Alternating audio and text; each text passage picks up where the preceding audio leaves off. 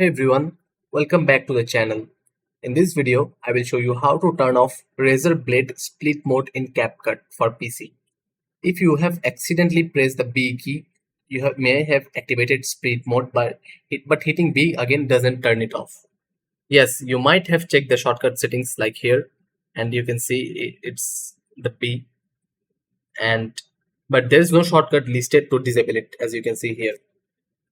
To exit split mode, the key you press depends on your system. Like this is the Razer Blade. On Mac, with your default setting, just press S. But on Windows, pressing Add S must just show a yellow guideline. Instead, on Windows, press the A key. This switches you back to the normal. Select Tools and exit the Blade mode instantly. And that's how you turn off Razer's Blade split mode in CapCut PC. Super simple once you know the key.